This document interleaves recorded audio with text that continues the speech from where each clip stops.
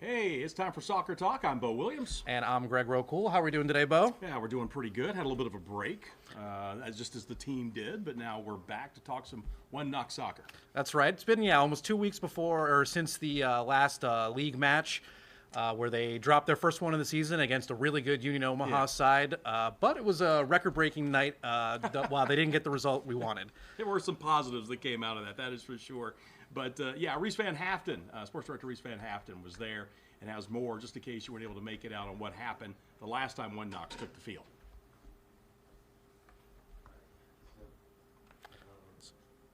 Finally, the foam fingers have taken over One Knox. The squad set the world record for the most foam fingers waved at a game in the same time at a game by giving out more than 1,000 foam fingers in this contest. One Knox also trying to knock off Union Omaha in the battle of undefeated teams.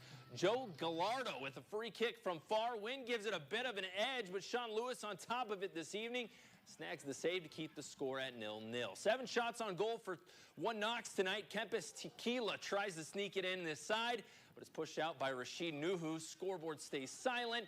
Union Omaha's Steven Dos Santos managed a 25-yard goal in the 70th minute that gave the road team an edge and an eventual victory.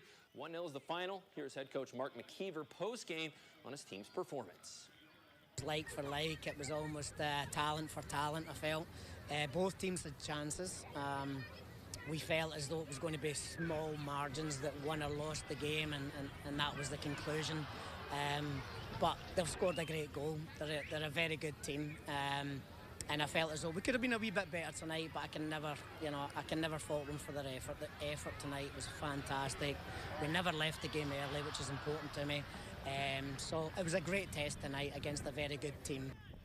One Knox is on the road for the next month and returns to Knoxville for a home game on May 8th. That's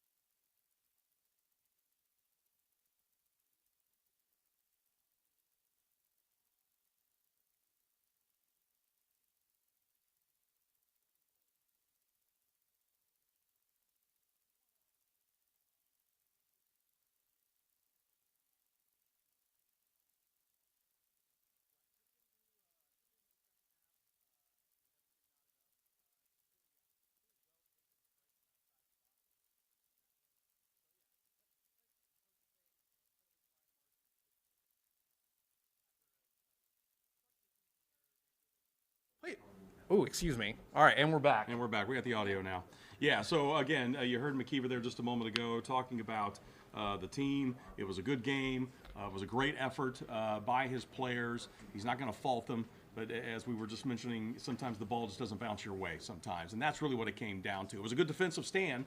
You stopped a team that was putting a lot of points on the board, scoring a lot of goals, to just a 1-0 game. Even though it was at home, you'd like to get that win. But still, it was a good effort, really, on both teams. Two class teams, at least this year in USL 1, going head-to-head. You're going to get a tough game like that. Right, yeah. Again, if you didn't catch that the first time, this is a team, Union Omaha, longest unbeaten streak in USL League One history. 17 matches, 15 wins, really impressive run of form. And this was a Knoxville side missing some important players like Angelo Kelly, rating league player of the month. Our guy Frank Ross, who is one of the most exciting attacking talents on this team. So an incredibly fine margin in a very tightly contested game. It was a strike from the outside of the box that really made the difference in this one for Omaha on their goals. So, this is one that really could have broken either way, but on this day, it wasn't Knoxville's to be. So the standings look something like this now. One Knox, we had been on top. We were 3-0 at one point, now 3-1. One Knox drops to third overall, but when you look at this, Greenville at first, Spokane second. You see Omaha there right behind Knoxville in fourth. But look at the games played. Greenville and Spokane have each played 6. We've only played 4, so there's 6 points right there. Win both those games, we're back on top of the standings. Right, absolutely. Yeah, especially yes, with 12 teams in the league, you're eventually you're going to have some on weeks, off weeks built into the schedule. So Knoxville gets one early.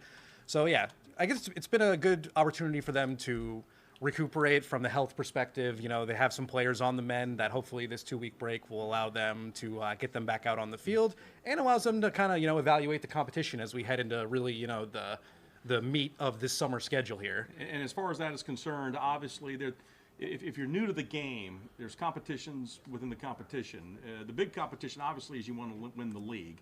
And even within that, there are 2 opportunities to bring home some hardware. First is just winning the regular season, which again is a lot of games, 22 regular season matches, home and away. And again, if you can win that, you're going to bring home some hardware. Yeah, I think one of the most interesting recent changes in USL has been this recent switch to the balanced schedule that I think a lot of American sports fans will appreciate, knowing that, hey, I'm going to play this team at my house, I'm going to play them away from home, and that's how we're going to determine who is the best in this regular season. So yes, the regular season winner will be awarded, with the most points in the regular season is awarded the USL Players Shield. Speaking of Union Omaha, you're reigning USL Shield victors. So this, in terms of, at least just in terms of USL competitions, you're now fighting on 3 fronts for some potential silverware.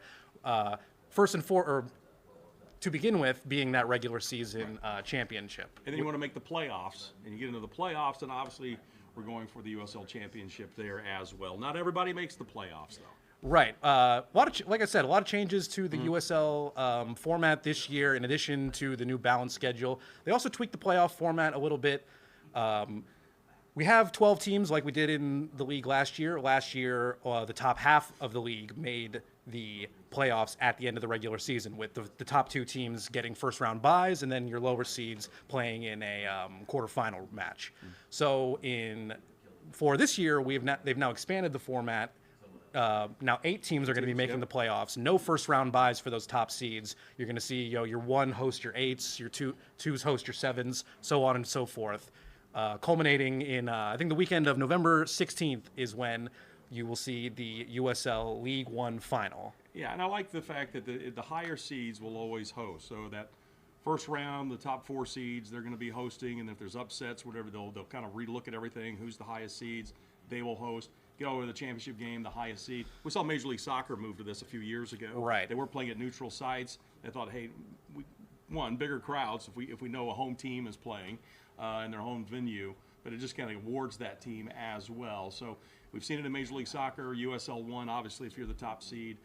If you can take it all the way to the finals. That's right. And an interesting dilemma that is not an issue in this new format. Before, this is also an issue for Major League Soccer, where if your higher seeded teams were on an extended bye, sometimes that would work, to your detriment in a sense, to definitely. where you're missing that game speed over maybe 2-week or 10-day period. Sometimes a break is not what you want going into the playoffs. Some teams say, we need a rest, but other times you got that momentum going. You don't want to lose it. That's right. So it's going to be interesting to see, now if we will be able to see some of these lower seeds upset those top 2 seeds in that opening round to really, break that playoff format wide open. But again, that's way down the line. That's months from now. So let's talk about the here and now. What's coming up for you is the USL Jägermeister Cup. We've got, as a matter of fact, the next match coming up down I-75 in Chattanooga. That's going to be a cup game. So again, for people that are new to the sport, we've got the regular season, we've got the playoffs we're looking forward to. But within the season, there's a whole other competition. We've seen this in other leagues. We've seen this in the NBA, for starters. We've seen that. Major League Soccer does something with Liga MX as well. Competitions or cups within the season. So another chance for you to bring home some hardware. Yeah, again, the USL, across their various leagues continues to evolve as we kind of get ready for the 2026 World Cup, just to kind of get as many eyeballs on the product as possible. So yes, it really has been interesting to see, your NBAs and your other American leagues kind of gravitate towards this these European-style in-season cups. So I'm sure it's great for fans because, you got another opportunity to compete for this trophy. Yeah, it gives you a little bit of something. So here's how things play out if you're kind of looking for a breakdown. We touched on this a couple weeks ago when we first talked about it. But again, we're going to kind of show you. There's 3 different groups here. This is USL 1 that's doing that this year. So you got the West group, you've got the Central, and you've got the East. Knoxville is in that Central group. So with Chattanooga, Lexington, and then you got to go way up to Madison, Wisconsin. Right. Yeah, an interesting geographical kind of makeup in this first year. We're going to see this continue to evolve over the next couple of years, which we'll talk about.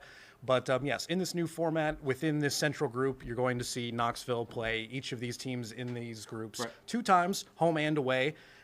Again, like we said, starting off this weekend at Chattanooga, and the return leg against Chattanooga, I think, is coming up in late July. That's a match you're going to be able to watch on WATE on 6.1, so mark your calendars for that one. That's going to be another exciting match to see on WATE TV. But in addition to, yes, 2 matches each against, like we said, our group members here in the central group, you're also going to see 2 matches outside of the group to kind of round out the 8-match group stage of this competition. So for Knoxville, you're going to see them take on Northern Colorado Hailstorm and South Georgia Tormenta to round out. Yeah. Oh, yeah, right. They have seen them once this year. Yeah. Exactly. So, yeah, an exciting new format. And I think one of the most interesting things is going to be stick around if it's tied at the end of regulation, because if these matches are tied, they're going to be going straight directly into a penalty shootout to decide who gets 2 points in the standings. Right. Each team will get 1 point automatically for a regulation draw. That's going to be an exciting addition to this competition. Yeah, so there's no extra time. We just go straight to PKs, basically, to the shootout if the game is tied. So something a little different, but again, just kind of sets this one apart from maybe some other competitions.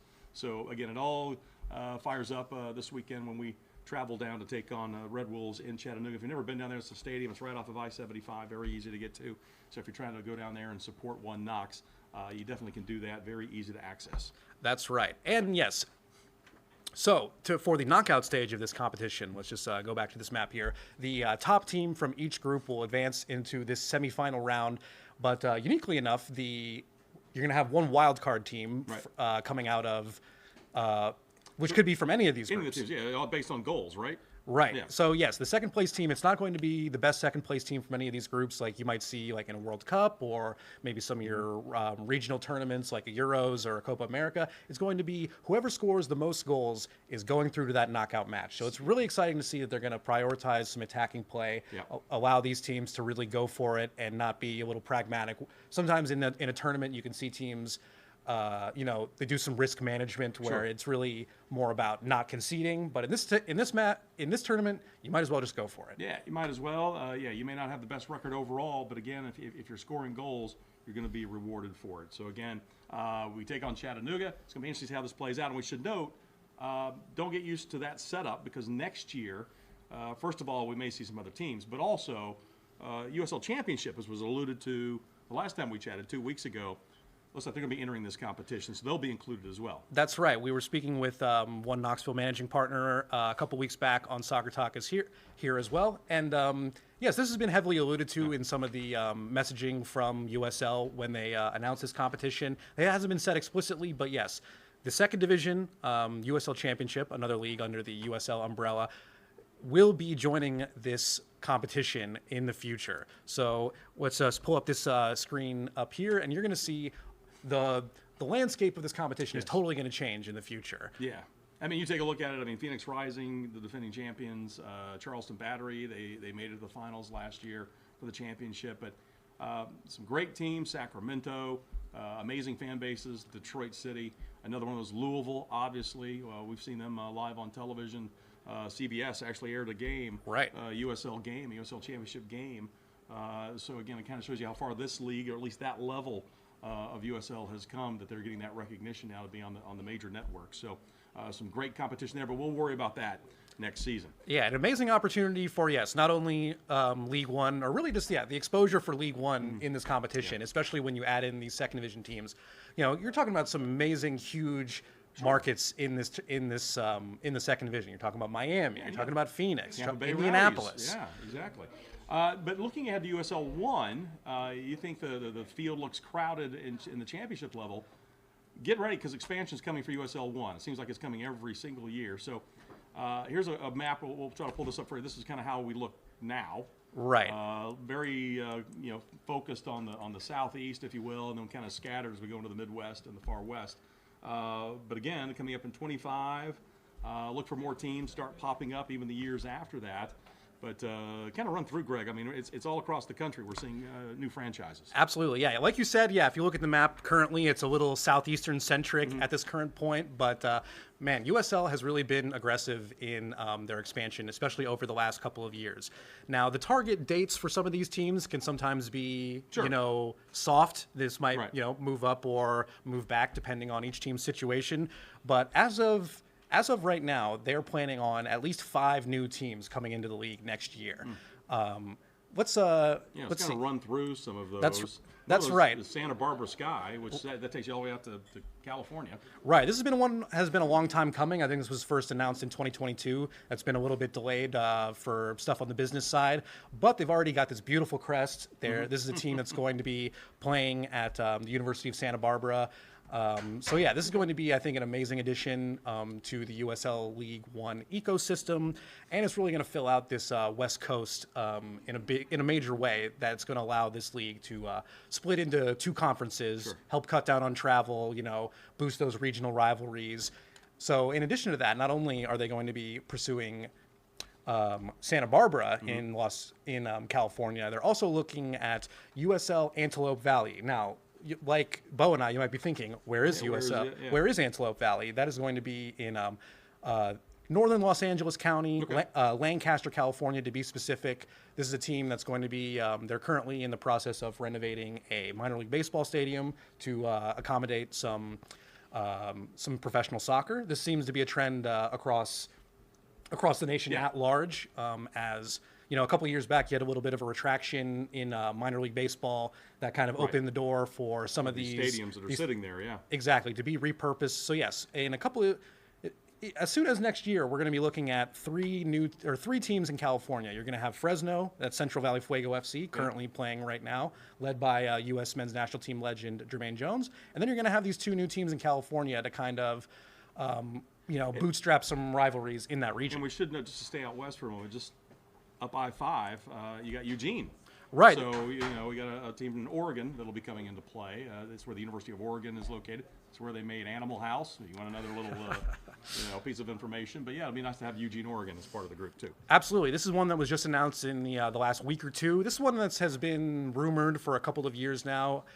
There was a stadium. I know there's a stadium in Eugene that has been targeted for professional soccer for a long time. I think around 2010, 2012, they had some a fire in that building, so that really delayed that process. But it now appears to be, this is one that may not be happening next year, but this is one that, by all accounts, appears to be a huge priority for the league, again, as they kind of pursue that conference split.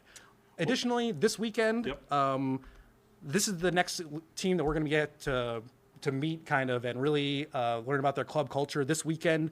Portland, Maine. Yeah, that's so Portland, Maine. Don't let the colors throw you off. It's just the Portland Timbers colors, it looks like, but it's Portland, Maine. Right, that's going to be Portland, Maine. They are announcing their name, their branding, their colors. Everything is going to be unveiled this weekend, so that's going to be really exciting to watch. Yeah, really unique away day opportunity for League One fans to go up to the Northeast here. I think it'll be good. Also, another one that's coming up, Texoma. So it's right there near the Texas-Oklahoma line. But again, this is another team, and they already unveiled their badge. Kind of reminds me somewhat of Tottenham, but different colors and different birds. But anyhow, Texoma is another one that will be coming into the league, so we're looking forward to that. Right, that's one that is planned for 2025. They've already got the branding, as we saw, and it always feels like USL and a lot of soccer leagues at large are going to be able to mine Texas for professional soccer clubs, for talent to stock their rosters. So this is going to be another great opportunity to really. You say Clint Dempsey, and you think Texas. There's talent there, so That's right. So yeah, really. So like we said, we ran through our cup format. Don't forget about Naples. Oh, that's right. Naples, Florida. That's the other one. We don't leave them out. That's right. It's a little bit easier drive, but Naples, Florida will also be coming to USL 1. So there's a handful of teams, as we mentioned, across the country as far as expansion is concerned. And there's other ones out there as well that we hear about, but once they become a little more official, we'll let you know.